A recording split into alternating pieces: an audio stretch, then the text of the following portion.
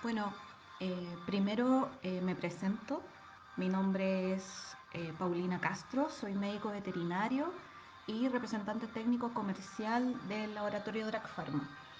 A nombre del laboratorio les envío un gran saludo a todos los colegas que están conectados esta tarde-noche a esta charla.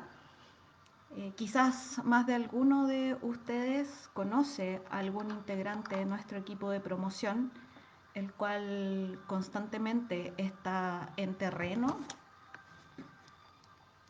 visitando a los clientes, realizando asesorías técnicas, asesorías comerciales, presentes en algún congreso eh, o cualquier actividad del rubro. Sin embargo, en el contexto de esta emergencia sanitaria que nos afecta a todos, como laboratorio hemos tenido que adaptarnos a una nueva forma de trabajo para seguir brindando la asesoría técnica que hemos realizado por tanto tiempo, a través de una modalidad práctica y que nos permita llegar a todos ustedes. Tal vez esta nueva modalidad, a través de estos Facebook Live, eh, nos acompañe por un tiempo, pero también nos representa un desafío como laboratorio para seguir con la capacitación continua. Todo nuestro equipo comercial actualmente está enfocado en esta capacitación continua. Esta es nuestra cuarta charla en vivo. La semana pasada nos acompañó el doctor César Bauzá con una charla enfocada en ovinos. Y esta semana es mi turno, donde les hablaré de senilpet cerebral y sus componentes, principalmente fosfatidilcerina. Si tienen alguna duda durante la charla, no duden en utilizar el chat para comunicarla. Trataré de responder sus dudas a medida que vayan apareciendo y si no, al final de la charla.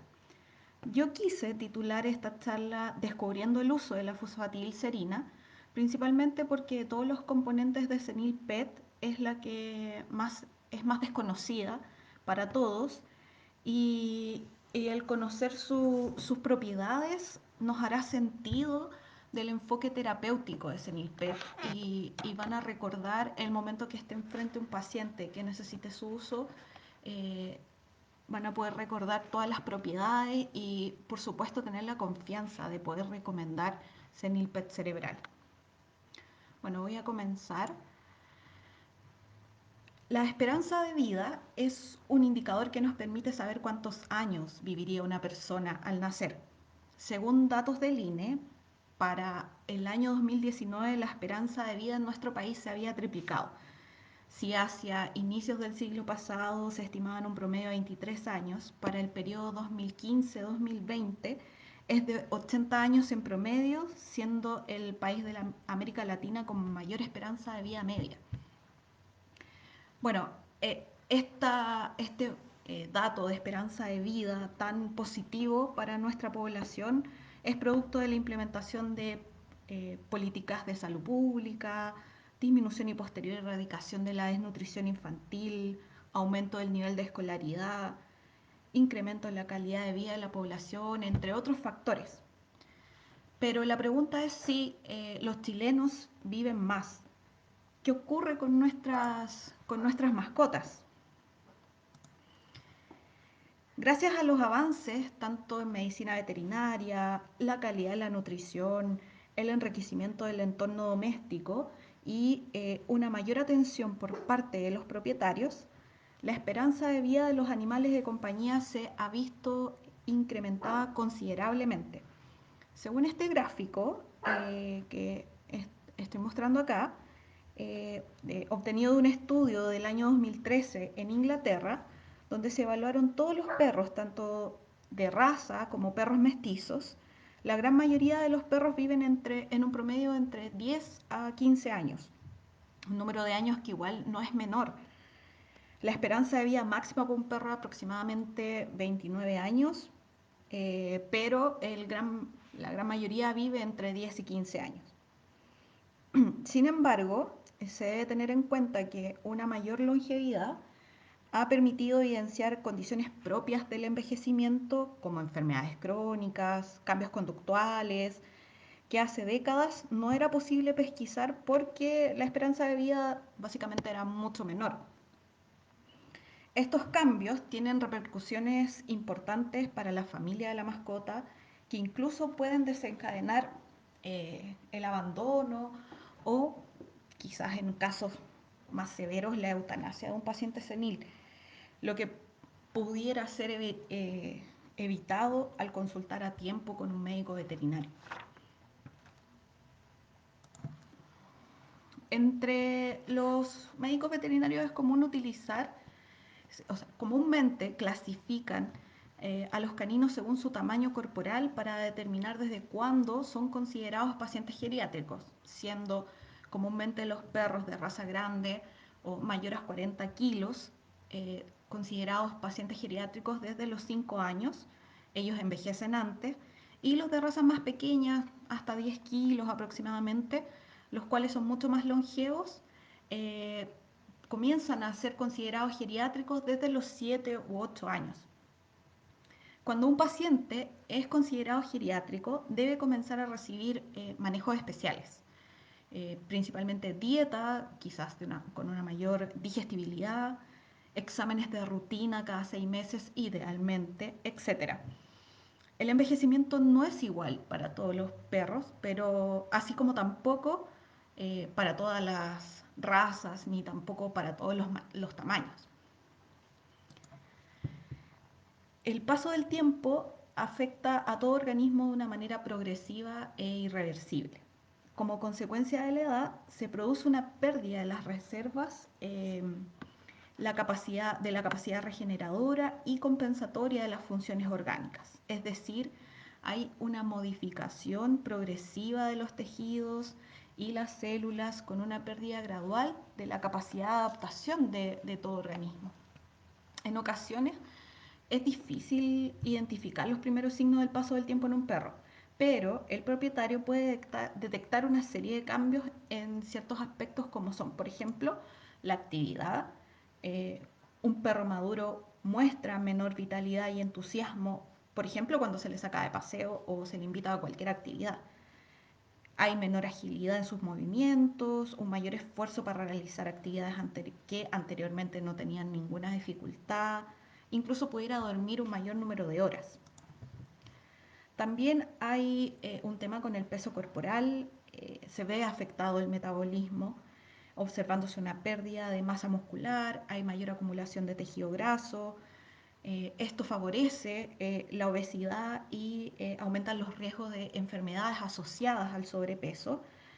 También a nivel digestivo el tránsito se hace más lento y también el intestino es menos capaz de adaptarse a un cambio de alimentación, por ejemplo. También hay cambios en la piel y el pelaje, puede aparecer pelo blanco alrededor de los ojos, del hocico, hay pérdida de pelo, el pelaje se torna más opaco y es mucho más frágil. Hay engrosamiento de la nariz y de las almohadillas.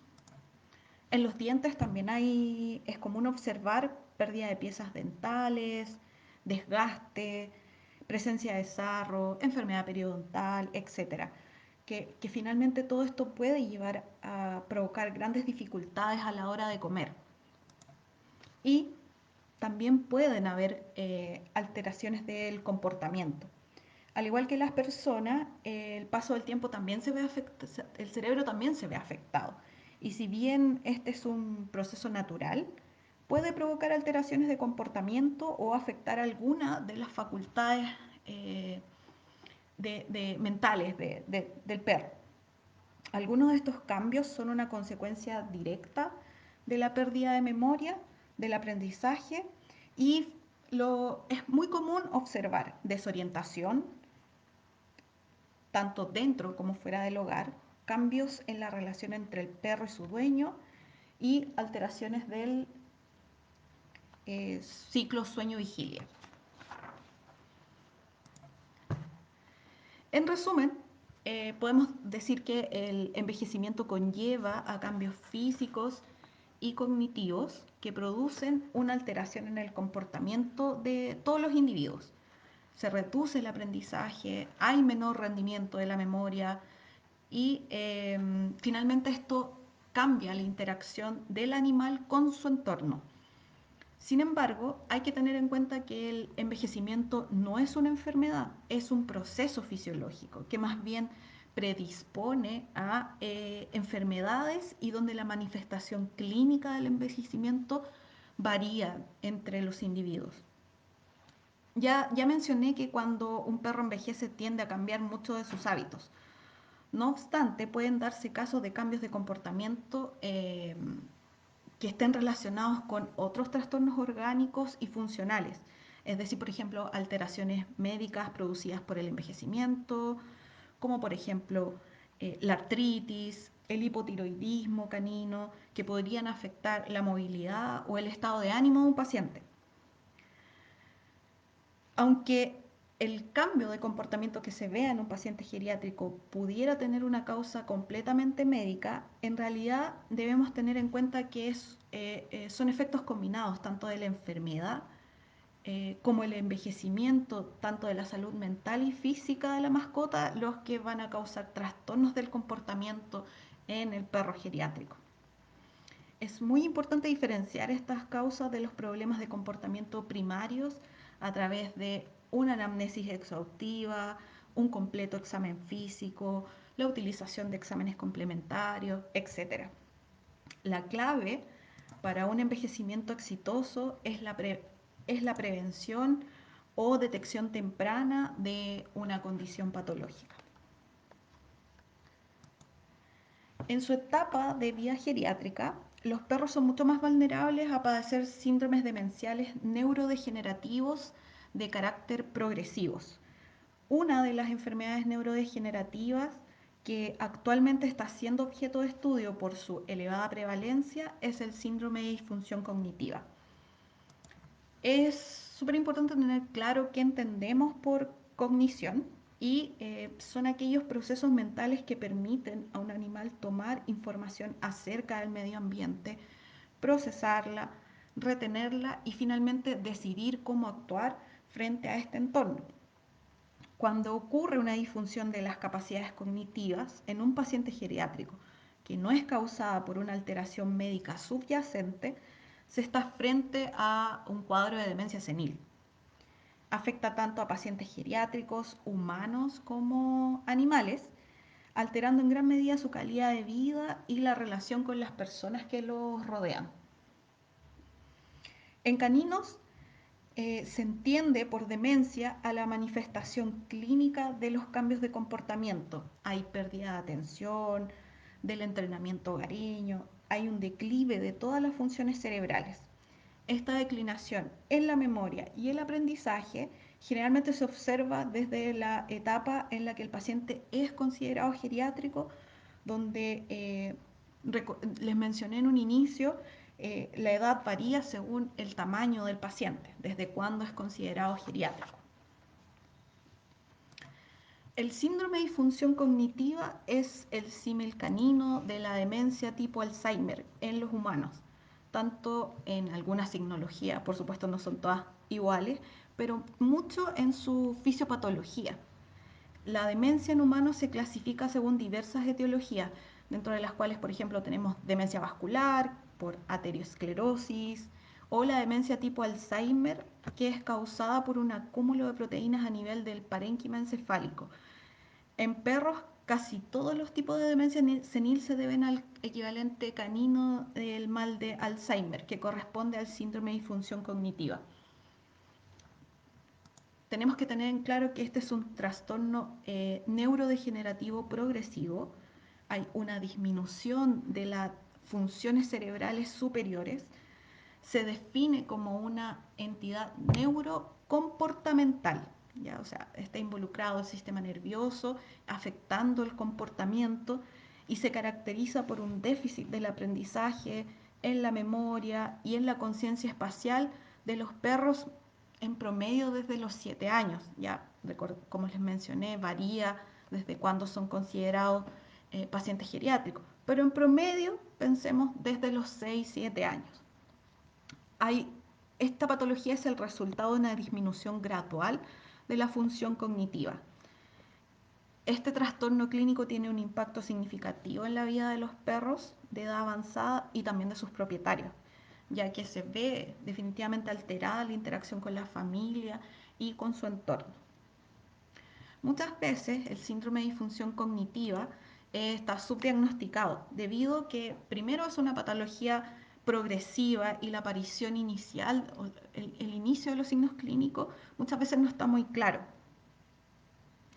Y pese a ser un trastorno común en los perros mayores o geriátricos, hay una gran cantidad de propietarios que no discuten estos cambios de comportamiento de inicio geriátrico con su veterinario, ya sea porque no son capaces de distinguirlos o porque definitivamente no llevan al paciente con el veterinario. Además, pueden suponer, si es que ven estos cambios, que de forma incorrecta, que todos estos problemas son desafortunados y muchas veces no se pueden manejar. Además, es súper importante que el dueño pueda diferenciar lo que es el envejecimiento normal del patológico, lo cual es un desafío, por supuesto, para ellos, no es fácil, ya que la aparición progresiva de estos signos clínicos conduce a una incapacidad funcional que pudiera estar subestimada generalmente. Eso es también una de las causas de por qué la patología tiende a ser subdiagnosticada. También es subdiagnosticada porque muchas veces los veterinarios tenemos pocas herramientas de confirmación, ¿ya? Si no tenemos mayor información de los dueños de estos cambios, es probable que nunca los conozcamos, y también las herramientas de diagnóstico son un poco limitadas. Estos cambios neurodegenerativos y los signos de comportamiento, cuando más temprano puedan ser detectados, más eficazmente se pueden corregir o finalmente ralentizar. Ese es el enfoque terapéutico más que nada.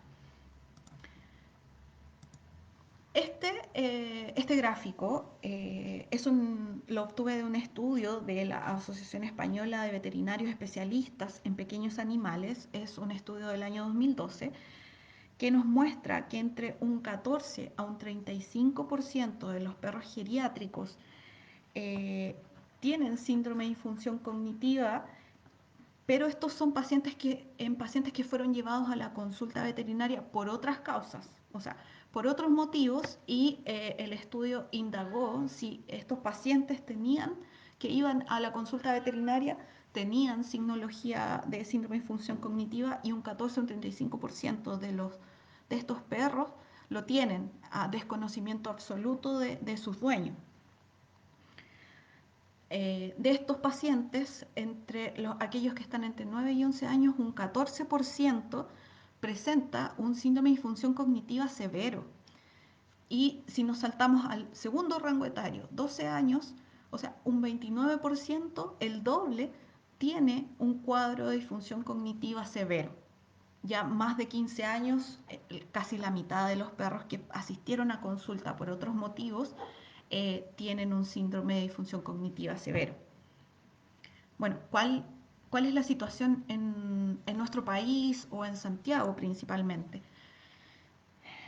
Según una memoria de título del año 2011 que indagó sobre la prevalencia del síndrome de disfunción cognitiva en perros geriátricos de Santiago, de acuerdo a la percepción de sus propietarios, los cuales fueron eh, consultados a través de un cuestionario específico para diagnosticar el síndrome de disfunción cognitiva, que ya vamos a revisar más adelante, el 63,6% de los perros mayores de 7 años tiene síndrome de disfunción cognitiva, es decir, 6 de cada 10 perros mayores de 7 años tienen síndrome de disfunción cognitiva. Por ende, es una patología de alta prevalencia. Incluso si revisamos dentro de este porcentaje de pacientes con el síndrome de disfunción cognitiva, el 60% de los pacientes entre 7 y 11 años fueron diagnosticados con el cuadro. Ya en aquellos rango etario entre los 12 y los 14 años, el 69,7%, y ya más de 15 años, el 71% de los perros tienen síndrome de disfunción cognitiva.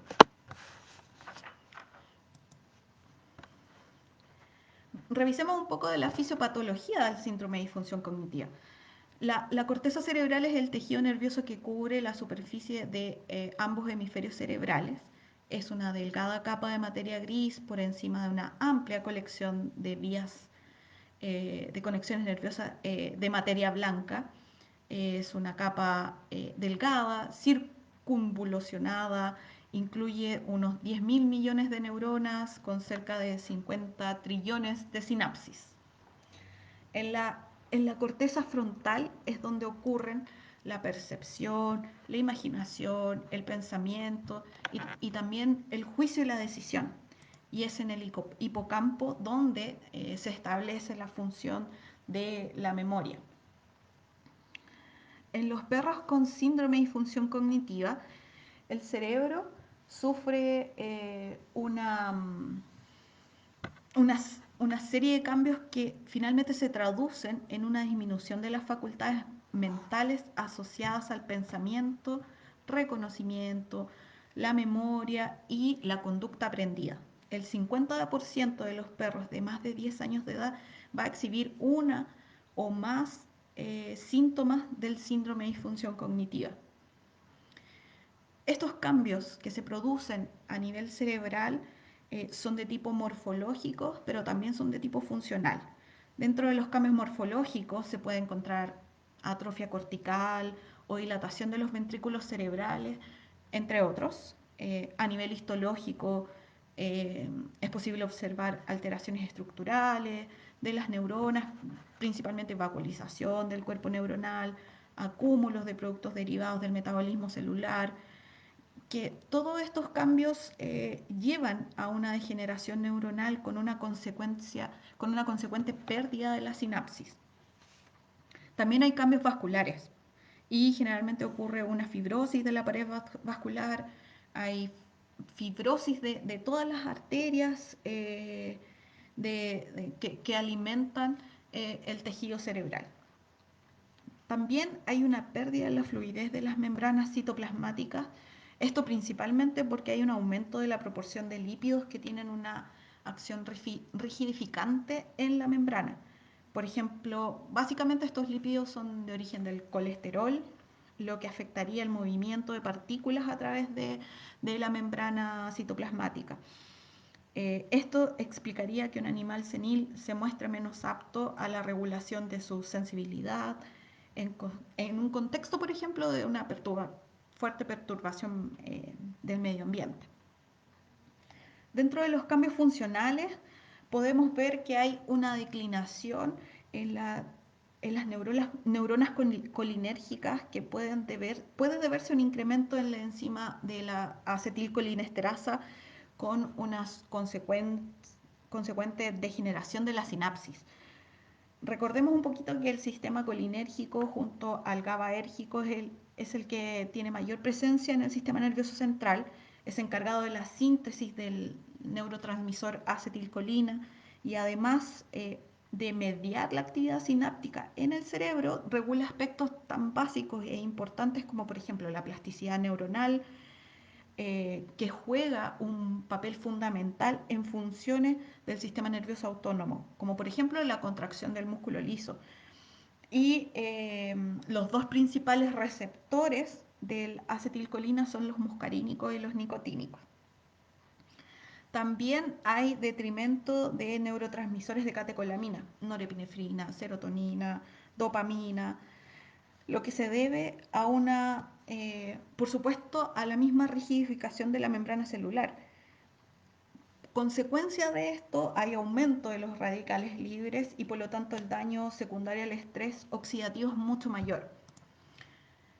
También hay acumulación de depósitos de beta-amiloide, esta proteína que se acumula a nivel cerebral y que tiene efectos neurotóxicos. En el síndrome de disfunción cognitiva, el acúmulo de beta-amiloide es en forma difusa en el espacio extracelular del encéfalo. ¿Por qué no lo llamamos Alzheimer canino? Definitivamente porque, a diferencia de los humanos, lo único es que el depósito de esta proteína es en forma difusa y los humanos se produce en forma de placas. Esa es una diferencia histológica, por lo cual no lo llamamos de la misma forma. Este depósito de beta-amiloide lleva a la muerte celular progresiva y hay una contracción del tejido cerebral. Aquí en esta imagen podemos observar secciones del cerebro de un perro pequinés de 20 años que fue diagnosticado con deterioro cognitivo. Cada sección presenta depósitos de beta-amiloides que podemos visualizar, que fueron visualizados, a través de inmunohistoquímica. Estos depósitos ocupan la mayor parte de la corteza cerebral y se localizan principalmente en las capas más profundas cerca de la materia blanca. Estos depósitos se acompañan por la acumulación también de los beta-amiloides en el tejidos, en arteriolas y capilares que alimentan el tejido cerebral.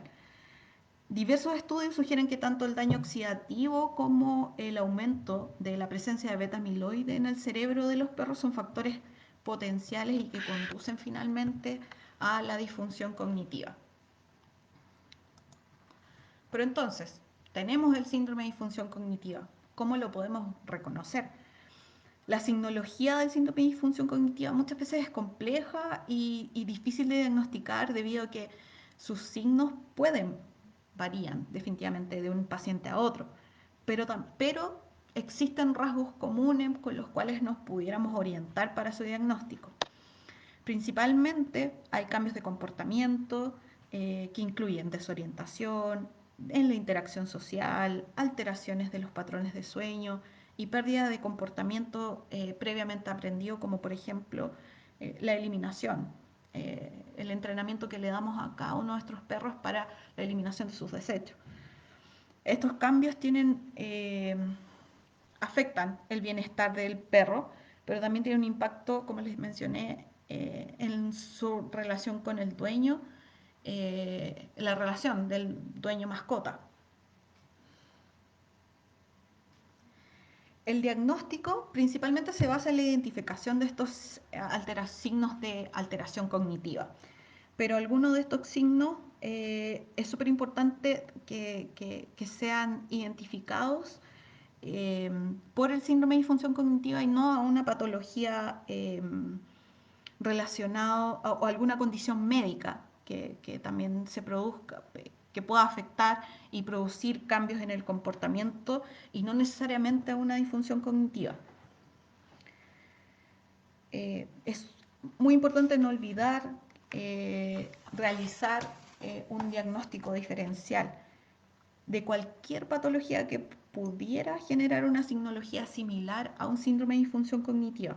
Por ejemplo, disfunciones sensoriales, vista y oído principalmente, alteraciones del aparato locomotor, enfermedad del tracto urinario que puedan producir incontinencia, alteraciones metabólicas o incluso una neoplasia a nivel cerebral, etc.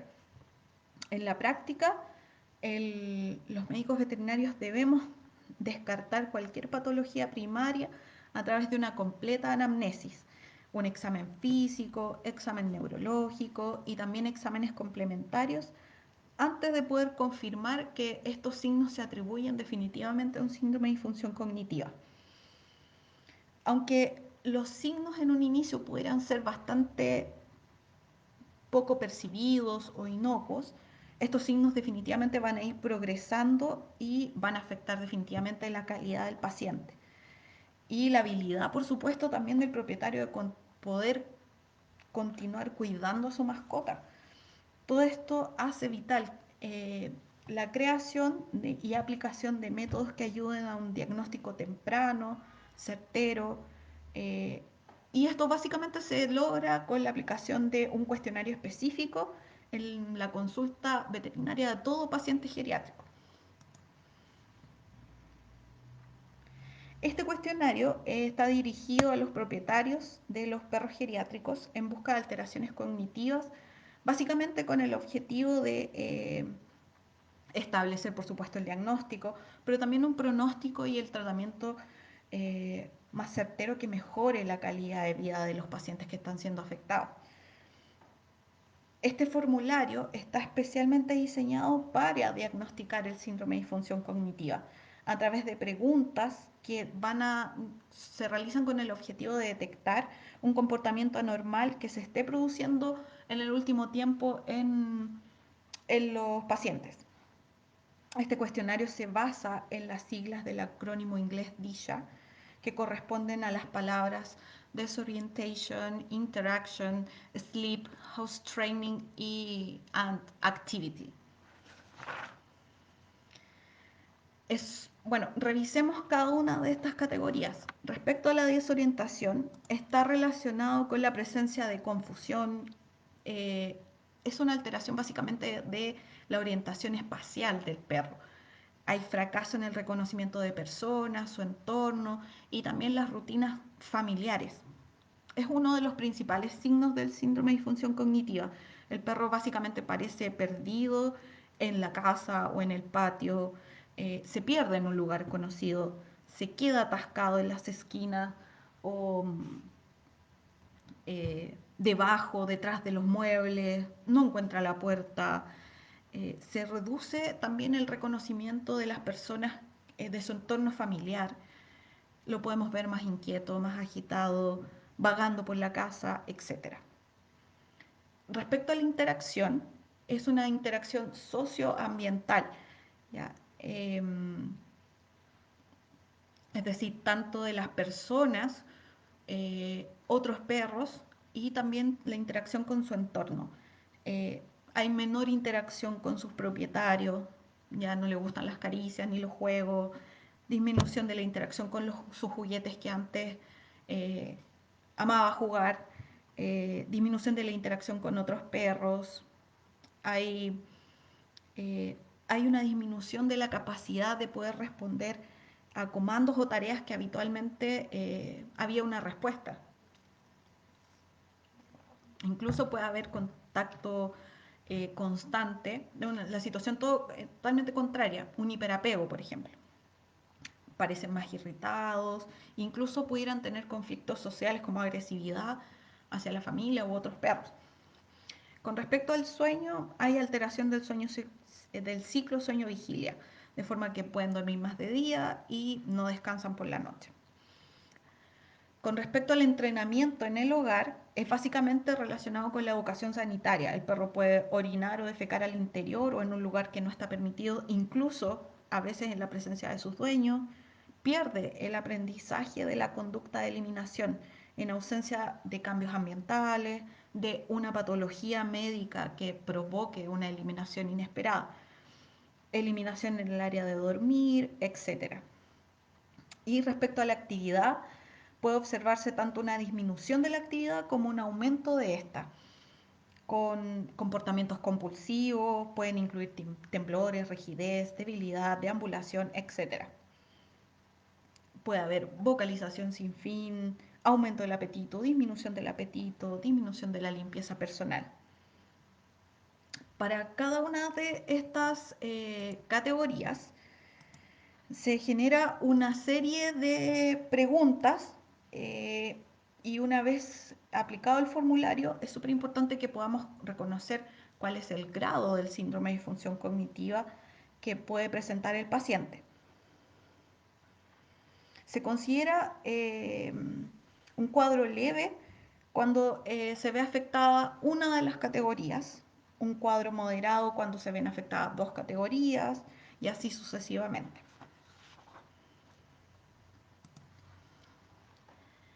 El diagnóstico del síndrome de disfunción cognitiva se realiza a través de este cuestionario. Hay muchas opciones o ustedes mismos pueden fabricar su propio cuestionario de acuerdo a básicamente estas cinco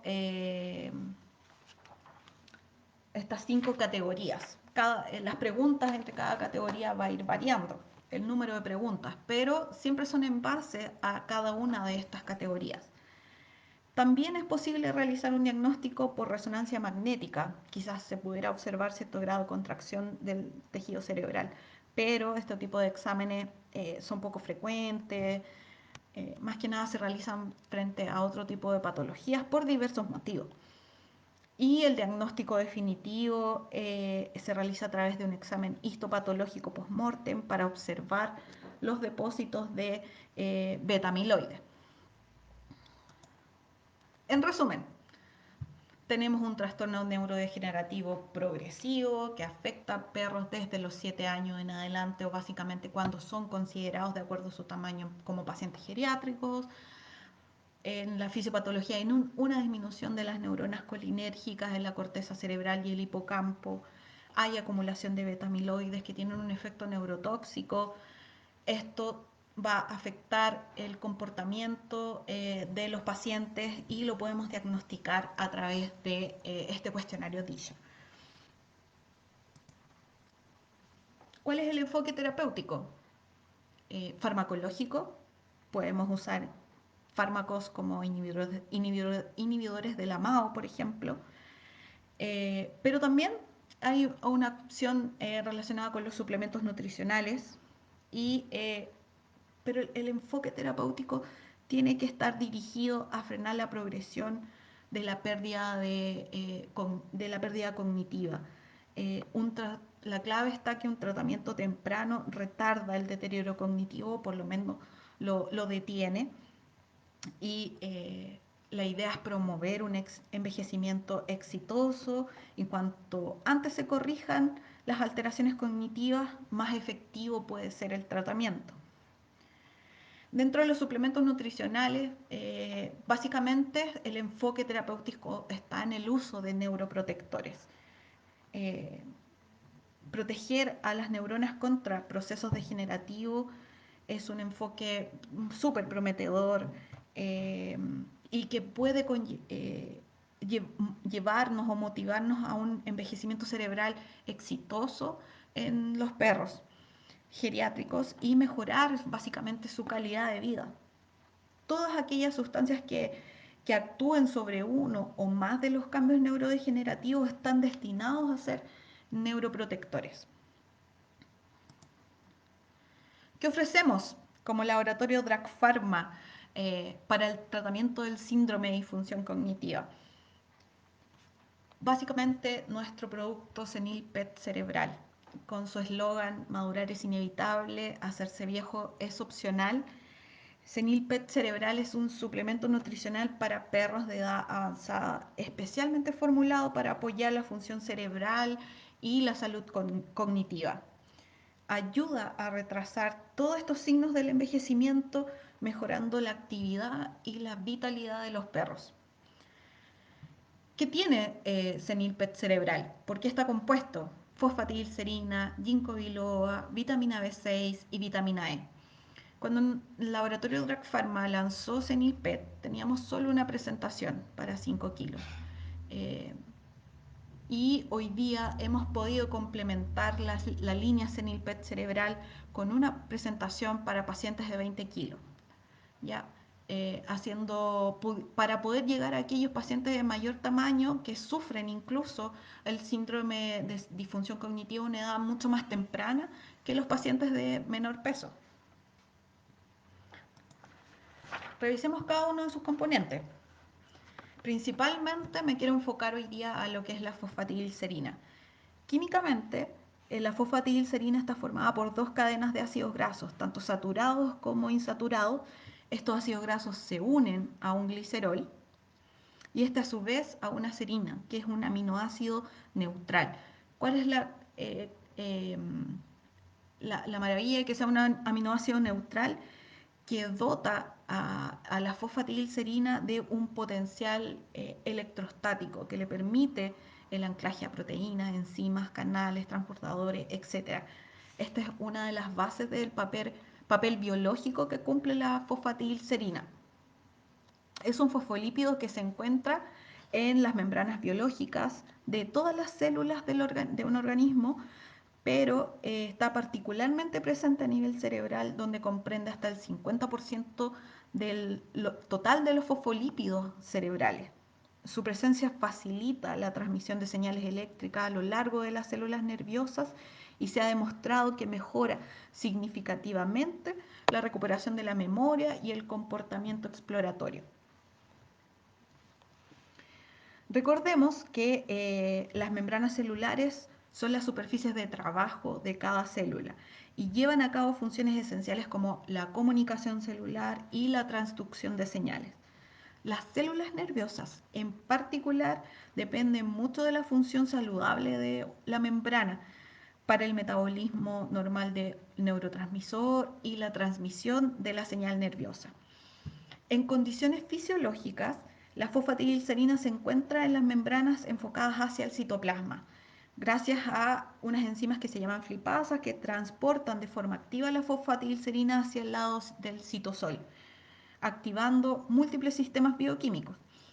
Cuando una célula sufre apoptosis, la flipasa deja de actuar y la presencia de la fosfatidilcerina ya no solo se limita al citosol de la membrana plasmática, sino que por desplazamientos espontáneos de flip-flop queda expuesta en la superficie de la hemicapa externa de la membrana plasmática como señal para que los fagocitos, principalmente macrófagos, reconozcan a las células apoptóticas y las eliminen, convirtiéndose en el neuronutriente más importante en la reparación de células dañadas.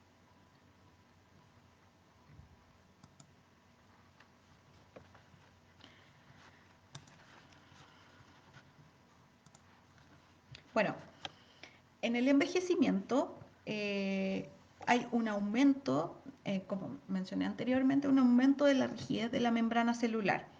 Hay producción excesiva de especies reactivas de oxígeno que llevan a una mayor oxidación, pérdida de la fluidez de la membrana, lo que lleva a una alteración de los transportadores, enzimas, canales, liberación de neurotransmisores y finalmente una alteración de la señalización intra e intercelular. La fosfatidilcerina aumenta la fluidez de la membrana de la bicapa lipídica y mejora la señalización neuronal al contrarrestar esta disminución de la densidad de los receptores del cerebro y aumenta la capacidad de fijarse de los neurotransmisores a los receptores. También la fosfatidilcerina participa en la síntesis de catecolaminas por lo que aumenta la transmisión noradrenérgica, dopaminérgica y mejora la plasticidad de la sinapsis. También a nivel cerebral tenemos la proteína sinasa C, la PKC, que regula la comunicación intercelular. Básicamente la reorganización del citoesqueleto y la limpieza neuronal. Y con el envejecimiento está alterada en la corteza en general, pero principalmente en el hipocampo y la corteza frontal, lo que contribuye a un déficit de la memoria y de los aspectos cognitivos. La fosfatidilcerina es un cofactor indispensable en la activación de algunas isoformas de la PKC, fundamentales para un correcto aprendizaje y mantención de la memoria. También la bomba sodio-potasio ATPasa es fundamental para el mantenimiento del balance osmótico, del volumen celular y para restaurar el potencial de la membrana tras una despolarización. Con el envejecimiento disminuye la actividad de esta bomba en las neuronas, básicamente por los depósitos de beta-amiloide. Estos beta-amiloides interfieren en la despolarización de las dendritas y bloquea el procesamiento de las señales intraneuronales.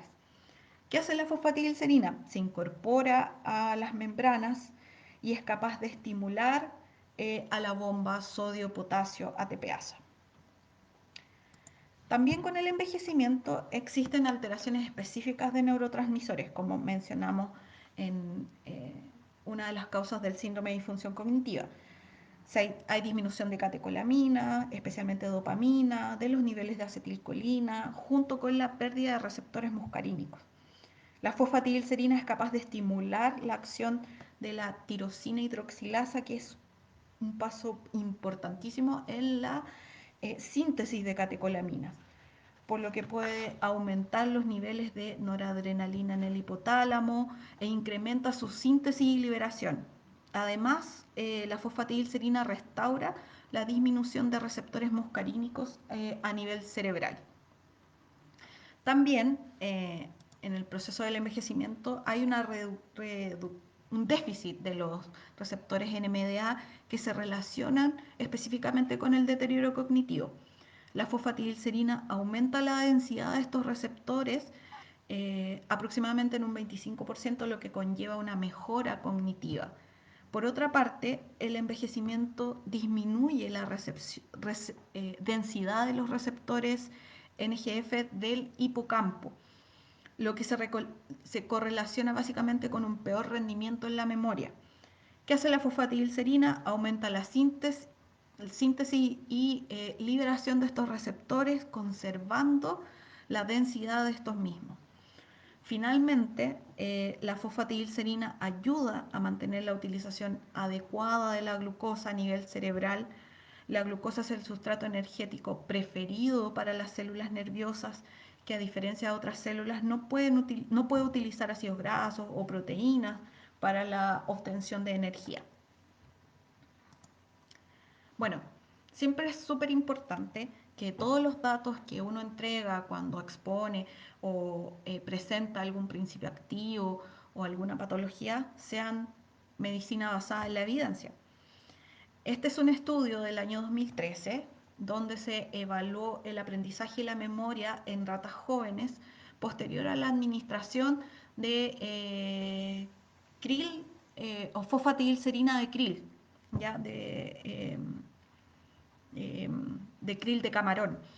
¿Ya? El estudio examinó, ellos usaron ratas que se les administró una solución salina con fosfatidilcerina de origen de krill en distintas concentraciones, básicamente 50 y 100 miligramos por kilo, vía oral durante 30 días.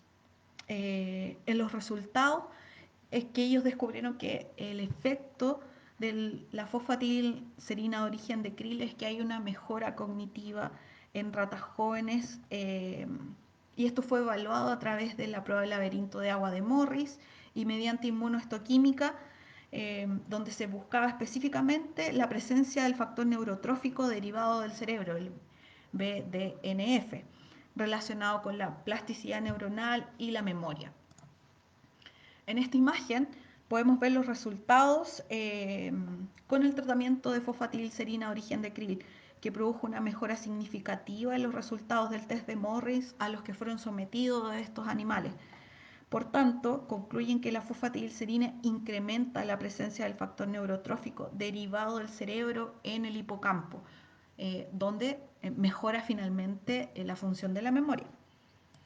Y en esta segunda imagen es el análisis PET que ellos realizaron, es decir, una tomografía por emisión de positrones, donde también fueron capaces de evaluar la captación de la glucosa en los grupos tratados con fosfatidilcerina de krill, la cual aumentó en el lóbulo frontal y el hipocampo, donde generalmente en la corteza frontal, donde obtenemos el juicio, las decisiones, y el hipocampo, la memoria. Estas áreas coloreadas en los grupos A y B muestran que hay una diferencia significativa con respecto al grupo C en la captación de la glucosa y su posterior metabolismo en los pacientes que fueron tratados con fosfatidilcerina de origen de krill. En resumen, la fosfatidilcerina es un constituyente de la membrana celular, presenta un papel esencial en el envejecimiento cerebral, mantiene la fluidez de la membrana por su papel antioxidante. Diversos estudios clínicos demuestran su eficacia en la prevención del deterioro cognitivo. En este sentido, la fosfatidilcerina actuaría como un nootrópico, es decir, un potenciador cognitivo al facilitar el aprendizaje y la memoria. La máxima concentración plasmática la vamos a alcanzar a 1 a 4 horas después de ser administrada, y presenta, lo más importante si vamos a utilizarlo en pacientes geriátricos, un excelente perfil de seguridad y tolerabilidad, sin modificar los parámetros hematológicos, bioquímicos, cardiovasculares, etc. Prácticamente efectos adversos con su uso no se ven. No presenta problemas de incompatibilidad o interacciones con medicamentos.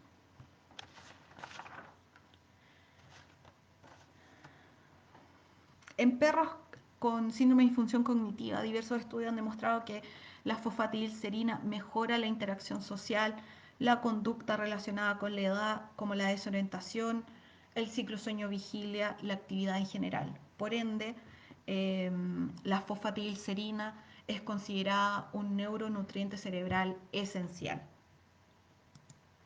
Otro de los componentes de senilpet cerebral es ginkgo biloba. Es una planta medicinal proveniente de China cuyas hojas se utilizan principalmente en distintos tratamientos para trastornos del cerebro o de bajo flujo sanguíneo. El ginkgo biloba es uno de los árboles más antiguos que existe y su uso en medicina data de hace más de 2000 años. El extracto de ginkgo biloba se ha utilizado terapéuticamente durante muchas décadas para aumentar el flujo sanguíneo periférico y cerebral, así como para el tratamiento de la demencia en pacientes humanos y también en medicina veterinaria. El extracto contiene múltiples compuestos como flavonoides, terpenoides, que contribuyen a sus efectos neuroprotectores y vasotrópicos. Los efectos farmacológicos del ginkgo biloba en senilpet están relacionados con un apoyo a la circulación sanguínea periférica y cerebral, la cual está deteriorada en los perros de edad avanzada. También entrega protección neuronal contra el estrés oxidativo, promueve a las neuronas contra la apoptosis inducida por los beta-amiloides y también aumenta el metabolismo cerebral de la glucosa, nutriente esencial neuronal. También el ginkgo biloba tiene una actividad coadyuvante con la fosfatidilcerina, ya que estimula los sistemas colinérgicos, serotoninérgicos, noradrenérgicos en los pacientes de edad avanzada. Bueno, como siempre, apoyándose de información científica, este es un paper del año 2016. Es básicamente un review de distintos estudios donde se utilizó el ginkgo biloba en pacientes con demencia, en pacientes humanos con demencia. Y finalmente esta tabla resumen, donde se pueden mostrar todos los estudios que se realizaron año 2014, 2015, 2016 en pacientes diagnosticados con demencia senil y que se les administró ginkgo biloba en diferentes dosis, pero muchas de ellas muy parecidas. El ginkgo biloba es un potencial, genera un beneficio potencial para mejorar la función cognitiva y de las actividades diarias de los pacientes que viven con eh, demencia senil y Alzheimer. Finalmente, los últimos componentes de senilPET son vitamina B6 y vitamina E. La vitamina B6 o piridoxina es una vitamina hidrosoluble, desarrolla múltiples funciones en el organismo, como son la síntesis de carbohidratos, proteínas, grasas, la formación de neurotransmisores, que es el principal uso de por qué su presencia en senilPET cerebral, principalmente serotonina, noradrenalina, dopamina. Eh, Algunos estudios también indican que las personas que tienen niveles altos de vitamina B6 en la sangre poseen una mejor memoria. También la vitamina B6 apoya la función de la fosfatidilcerina en la regulación de neurotransmisores y en la transmisión sináptica. Y finalmente la vitamina E o de alfa-tocoferol con su vitamina liposoluble, que desempeña un papel importante en la mantención de la estructura y funciones neurológicas normales. Su principal efecto en senilPET cerebral es antioxidante.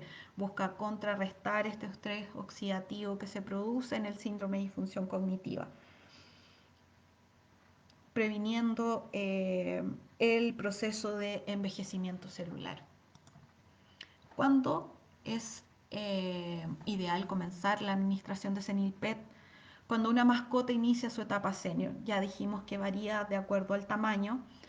Incluso, aunque el paciente no presente signos clínicos de deterioro cognitivo, vamos a ver que estos signos en un inicio no son percibidos, pero no solo buscamos tratar, sino que también prevenir el síndrome de disfunción cognitiva. La vía de administración es oral.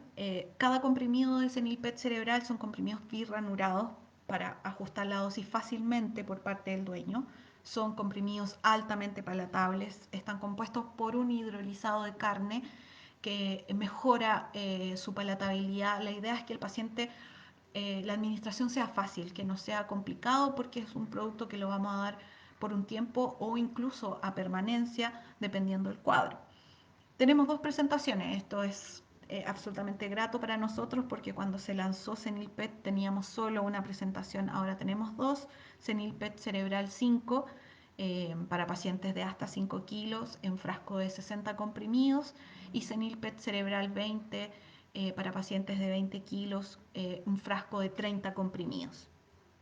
Cada comprimido de senilPET cerebral está indicado en el caso de senilPET cerebral 5 para pacientes eh, de hasta 5 kilos una vez al día por al menos 1 o 2 meses y para pacientes de mayor peso, senilPET cerebral 20, un comprimido por cada 20 kilos de peso una vez al día por al menos 1 o 2 meses.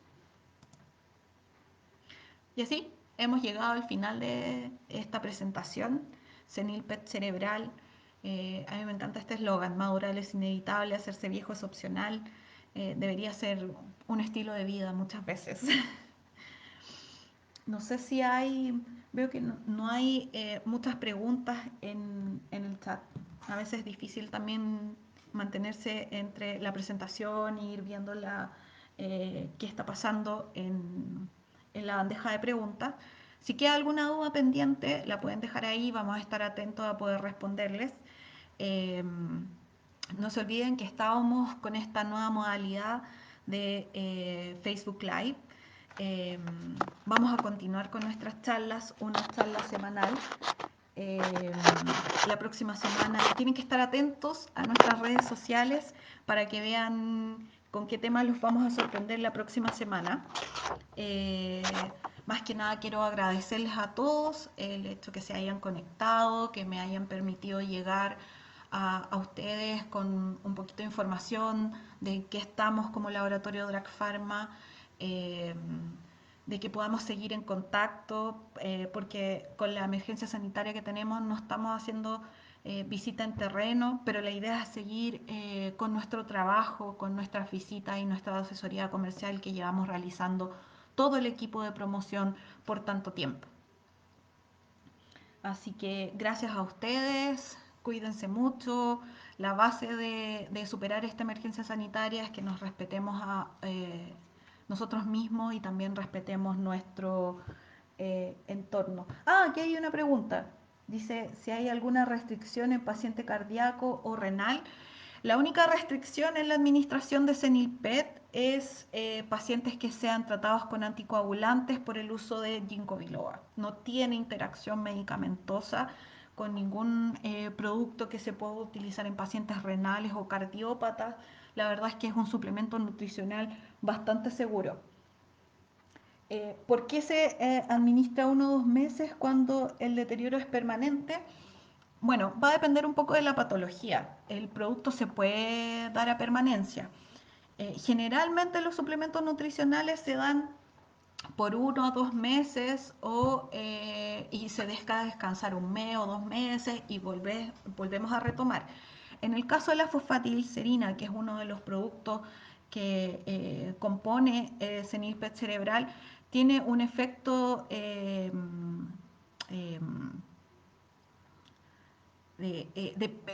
permanente incluso una vez que se ha suspendido la administración, por lo menos por 1 mes, ya que es la recomendación al dejar descansar los suplementos nutricionales. Pero evidentemente también es un producto que se puede dar a permanencia, va a depender del cuadro. Si estamos en un cuadro grave, evidentemente lo mejor sería darlo a permanencia.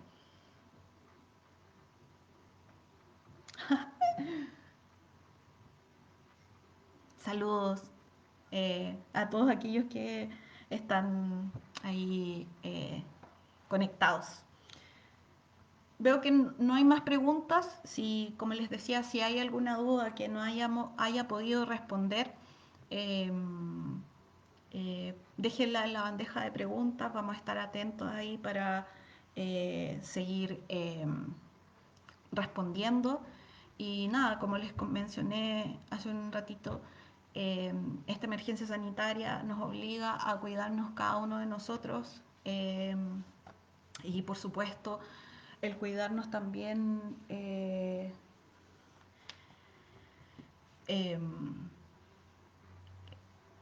no, cuidar nuestro entorno, ¿ya? Eh, Ojalá que esta situación no los esté afectando en lo personal a ninguno de ustedes con algún familiar complicado de salud. Y bueno, esperamos que eh, salgamos pronto de esto, pero nosotros vamos a seguir en comunicación a través de esta vía. Como les mencionaba, la próxima semana vamos a tener otra charla. Pronto les vamos a estar comunicando ahí por redes sociales de qué es el tema y cuál de nuestros integrantes de nuestro equipo de promoción va a realizar la charla. Así que estén atentos. Nosotros felices de poder seguir entregándoles información y mantenernos en contacto. Así que cuídense mucho y nos vemos la próxima semana.